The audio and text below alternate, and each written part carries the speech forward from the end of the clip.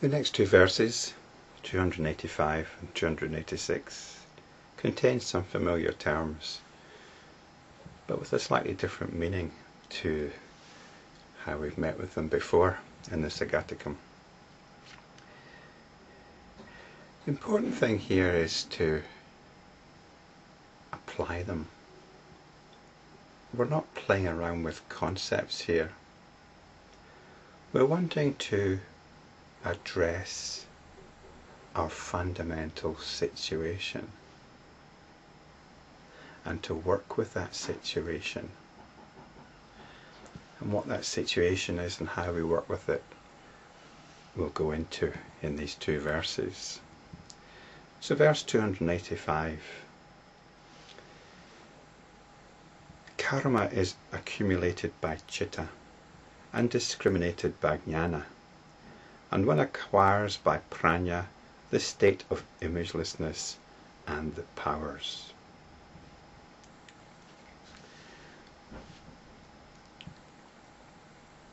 So most people are familiar with karma.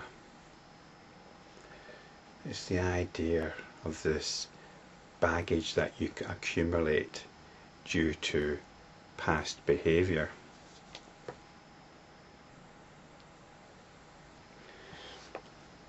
And we're told here it's accumulated by Citta, which is sometimes described as mind. But let's apply this. Let's apply this. We have a tendency to behave in certain ways. Individual tendencies. We have a pattern of moods. And we operate in accordance with this pattern of moods. And not only do we act in accordance with this pattern of moods, we fuel our moods. We don't simply have this pattern which we behave in accordance with, we fuel it. I'm sure you can think of some examples, particularly with negative moods. Things like road rage, or resentment, or jealousy, or anger. They're all quite negative moods. But when you're feeling good, you fuel that too, until something comes along to puncture it. So we fuel our moods. This is the habit energy which is often referred to. And this is the Citta. I'm going to read verse 286 because this tells us more about the Citta, and it's almost working in parallel with this, with the previous verse. Verse 286, the Citta is bound up with the objective world. The intellect's function is to speculate, and in the excellent state of imagelessness there is the evolving of transcendental wisdom, which is Prajna. So, the Citta is bound up with the objective world. In other words, our attention is directed outwards. So it's directed outwards into the world of appearances, into the world of the senses. So this is the tendency to look outwards. The tendency is to find something for the attention to hook into, something appropriate to the acting out and the fueling of our moods, in keeping with our mood patterns. So, back to verse 285, karma is accumulated by Citta and discriminated by Jnana. And I think in parallel with verse 286 we can understand Jnana here as the intellect. The intellect's function is to speculate. In other words, the intellect's function is to play around with ideas. The intellect is what constructs patterns. This is Jnana. This is Jnana in this case. So this is our situation. This is the situation. We have our moods, a pattern of moods. This inclines us to direct our attention out into the sensory world. We get caught up in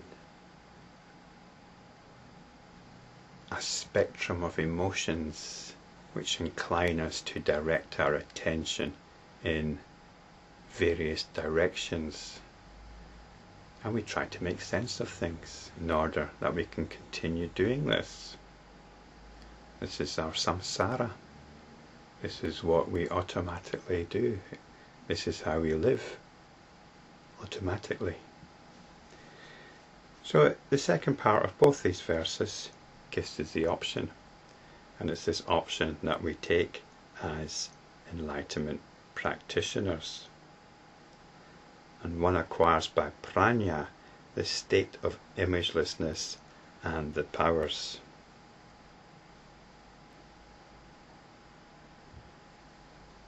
And verse 286 tells us that this is a mutually reinforcing cycle.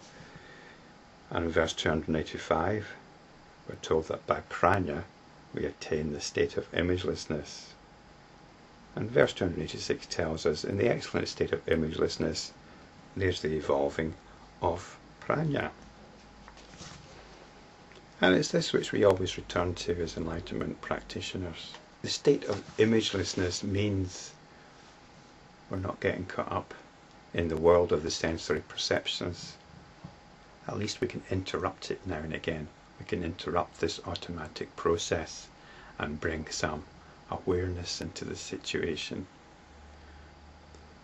We don't need to keep directing the attention outwards. And by outwards I mean not simply onto sensory objects, but also onto mental objects. The attention gets directed onto mental objects too. That's also outwards. So in Prajna, in the state of imagelessness, we let the attention rest in itself. We attend to the attention. And Prajna is the realization that we no longer need to be getting caught up in images, in appearances, in thoughts, in speculations, in ideas, in patterns. In enlightenment practice, we take a break from all that. This is the excellent state of imagelessness.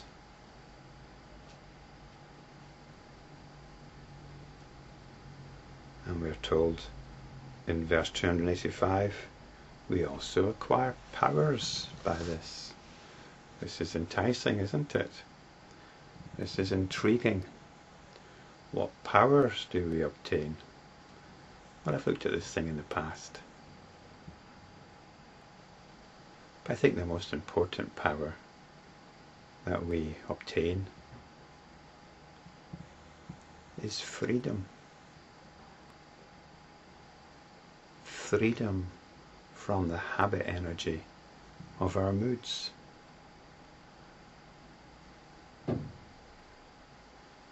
Freedom from our karma.